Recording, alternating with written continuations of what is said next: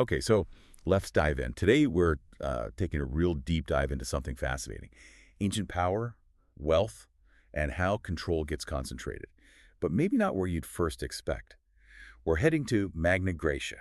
Now, if you're not familiar, Magna Graecia refers to those extensive Greek colonies that popped up all across southern Italy and Sicily way back, starting around the 8th century BCE. Our goal here, our mission, is really to shortcut the learning curve.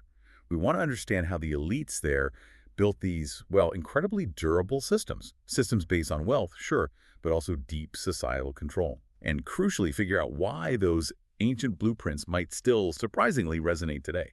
Yeah, and it's, immediately fascinating just thinking about the scale of it. Magna Graecia, Greater Greece, it wasn't just a few scattered outposts. We're talking about some of the most prosperous Greek territories anywhere, often richer, more influential than many cities back on the Greek mainland itself. But being colonies, frontier places, that must have changed how they were governed, right? Compared to the older cities back home. Oh, absolutely. It fundamentally shaped their governance. I mean, think about it.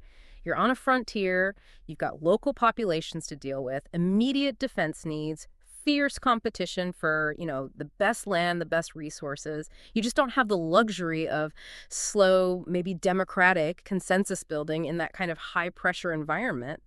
It naturally pushed them towards oligarchy rule by a small, effective group. It allowed for that rapid decision-making, vital for, survival, frankly, and then for thriving. Okay, so quick decisions needed leads to a small group taking charge. Makes sense.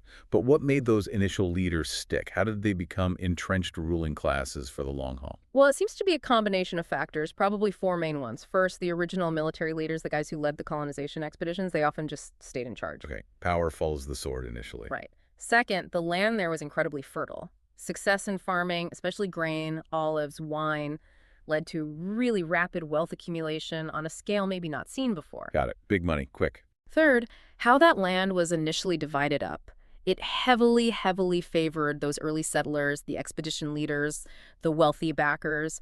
So they locked down the economic engine right from the start. And that fourth. Just sheer distance. Being so far from the mother cities in Greece meant less interference. Local elites, these new aristocracies, could consolidate their power without constantly looking over their shoulder, without, democratic meddling from back home. Rich, powerful, and far enough away to basically do their own thing. Okay, now here's where it gets really interesting for me. You said oligarchy, but it wasn't just one kind of oligarchy, was it?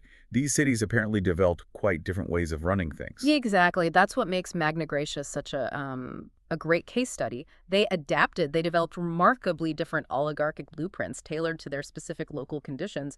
We really should unpack the big ones. Sybaris, Croton, Taranto, and Syracuse. They're quite distinct. Let's start with Sybaris then. The name itself sounds luxurious, almost decadent. Yeah, it still does, doesn't it? Sybaritic.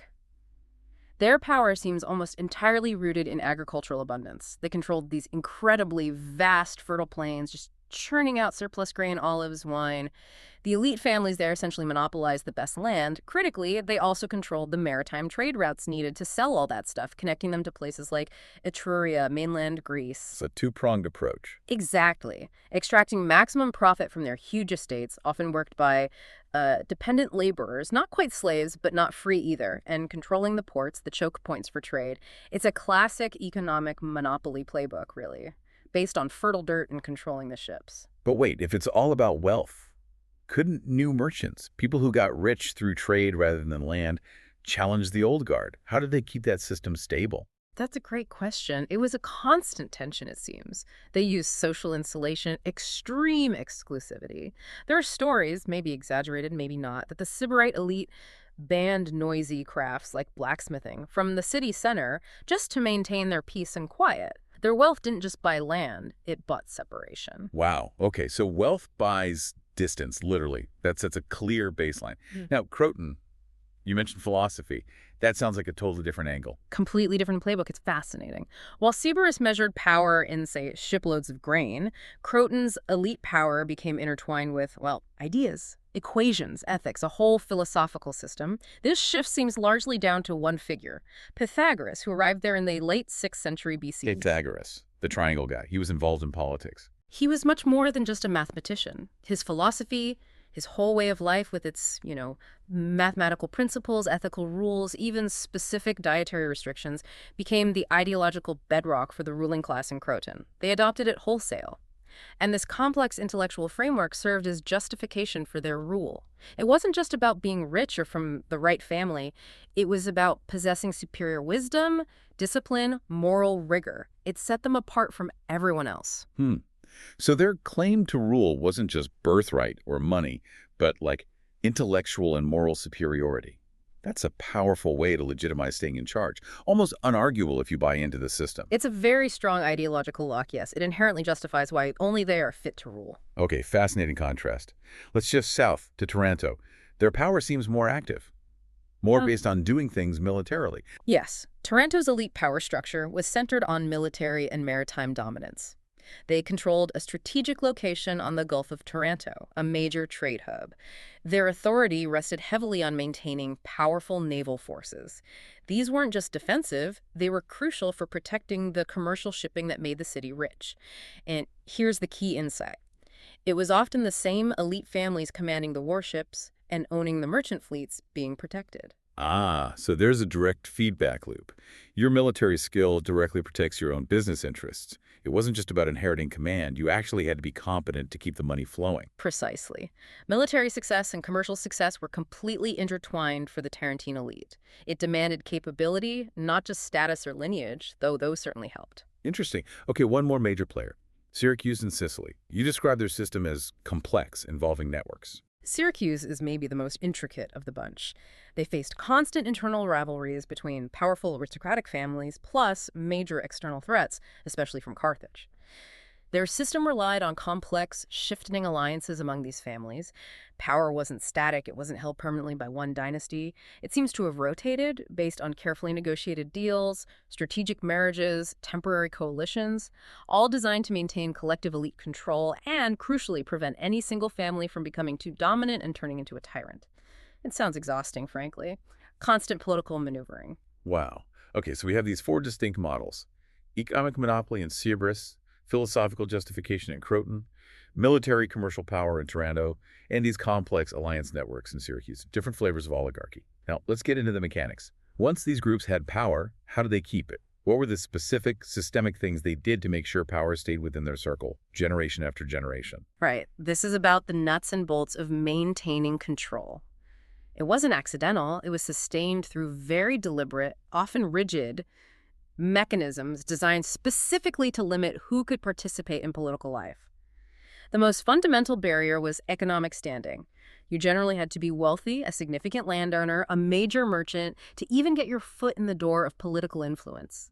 If you didn't meet the property or wealth thresholds, you were just out. And this wasn't just customary, it was written down. Often, yes. We see evidence of codified rules, things like explicit wealth thresholds to hold public office, access to the main political assemblies, often restricted based not just on wealth, but on family lineage. You had to belong to the right families. And key decision-making bodies, like councils, were frequently hereditary, keeping legislative power tightly controlled. It created systematic legal barriers for anyone outside the elite circle. Okay, so the law keeps people out. Yeah. But how do they keep the elite group itself cohesive and believing in their own right to rule? You mentioned educational control earlier. That sounds key. Absolutely crucial. The ruling class made sure they had exclusive access to the kind of education needed for leadership, philosophy, rhetoric, public speaking, military strategy. Think back to Croton, those Pythagorean schools. They were essentially closed institutions, primarily for the children of the elite. They weren't just learning math, they were absorbing the very ideology that justified their family's position in society. It's like an ancient version of elite boarding schools or, I don't know, specialized MBA programs today, maybe. Creating shared mindset and network. That's a really good analogy. And the gymnasium system, which we often think of just for physical training, served a similar social function. It was like an exclusive club for young aristocrats. It's where they networked, formed alliances, absorbed the elite culture systematically, excluding non-elites from building that kind of social capital needed for advancement. Business and politics probably got done there as much as wrestling. And then there were the temples. I was surprised to see how much they functioned almost like state institutions. Yeah. Oh, definitely. The line between religion and politics was incredibly blurry, maybe non-existent in some ways. Temples served as major power centers, fusing religious, economic, and political authority. How so? Well, first, temples like the massive Temple of Heraclea near Croton were huge economic engines. They controlled vast agricultural lands, received tributes, managed significant wealth, almost like corporations. Second, they were political legitimizers. The priests, who were exclusively drawn from elite families, performed the rituals, interpreted omens, essentially gave divine blessing to government decisions. Hard to argue with the gods, right? Right. And third, they acted as social gatekeepers, controlling festivals, determining who participated. Crucially, these priesthoods were often hereditary, passed down within the same ruling families. So challenging the political status quo could easily be framed as challenging the gods themselves as heresy. It added this incredibly powerful, almost unshakable layer of authority. A hereditary political bureaucracy disguised as religion. That's quite a system. Okay, let's shift to the results. All this control, what did it build? Let's talk about the economic foundations and the physical legacy. You mentioned fertile land and sea access. Those were the pillars. The incredible wealth that underpinned elite power came directly from monopolizing the production and distribution of key agricultural goods. Grain, olive oil, wine. These weren't just for local use, they were major export commodities across the Mediterranean. And trade routes were key. Essential. And sometimes it was about specific high-value goods. The elites in Taranto, for example, apparently dominated the very lucrative purple dye industry made from murex shells. That required controlling the coastline where the shells were found and the specialized trade networks. Syracuse, sitting where it did, became this vital hub managing shipping between Sicily, North Africa, and Italy. Controlling these networks was controlling wealth. But these systems weren't static, right? They must have faced challenges, infighting, external wars like with Carthage, maybe trade routes shifting. How resilient were they? They were constantly tested. And they were surprisingly adaptive, at least for a while. For internal conflicts among the elite, they developed mechanisms like arbitration councils, respected elders, settling disputes, and, of course, strategic marriage alliances to bind rival families together and prevent fractures. And when outside forces like Carthage came knocking? We see pragmatism. When Syracuse faced serious threats from Carthage, the oligarchy could temporarily centralize military command, maybe even appointing a single leader, almost a temporary dictator. But they were careful to ensure this didn't permanently upset the collective economic interests of the elite group. What about economic shifts? Like if trade patterns changed? Adaptability was key there, too.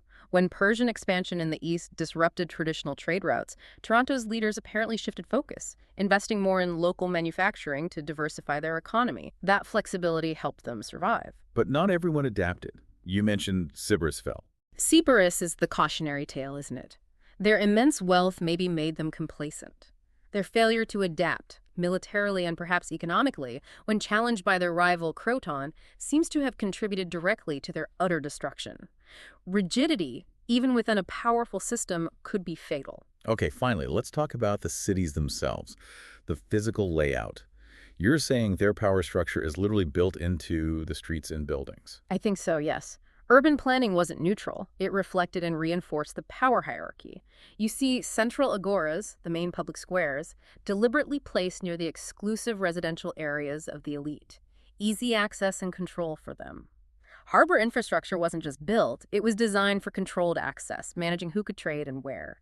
Think about defensive walls often prioritizing the protection of elite properties in the city center over outlying areas. Even the grand temple complexes were integrated right into the civic centers, visually linking religious and political power.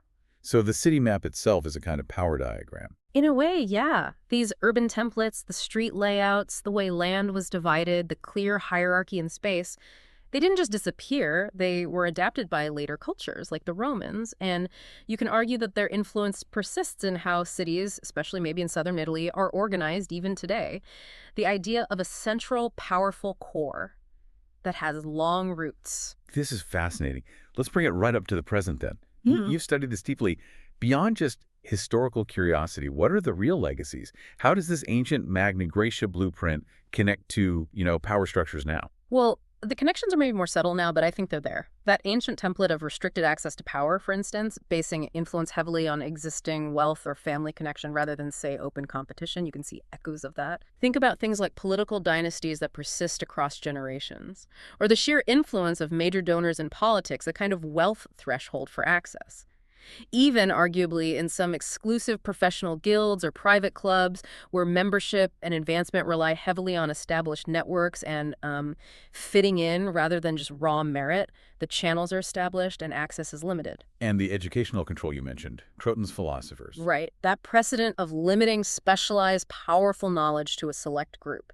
You can argue it resonates in some modern exclusive educational institutions or highly specialized professional training tracks, even credentialing systems that function in part to limit entry and maintain the status of those already inside. Knowledge as a gatekeeper. And the physical layout of cities reinforcing hierarchy. That's maybe a more diffuse legacy, but the principle holds. The social hierarchy they built into their cities, clear distinctions between elite areas and common areas, the centralization of power arguably influenced urban and social organization in regions like southern Italy for centuries. We often still live and work in spaces designed with certain assumptions about status and control baked in. Okay, this has been a really insightful deep dive. We've traced how these ancient oligarchies in Magna Graecia weren't just footnotes, but actually developed these sophisticated and durable blueprints for concentrating and maintaining power. Blueprints that didn't just vanish. So maybe here's a final thought for you, the listener, to mull over. The oligarchs of Magna Graecia, in their various ways, created systems where legitimacy often seemed to stem heavily from continuity, from lineage, from established wealth, from being part of the recognized group. Even in military Taranto, competence ultimately served to maintain that continuity for the elite families. So the question is, how much of the power we see around us today, whether it's in government, in corporations, maybe even in cultural institutions, is still shaped by that deep, ancient preference for continuity over perhaps pure capability or open access? Something worth thinking about.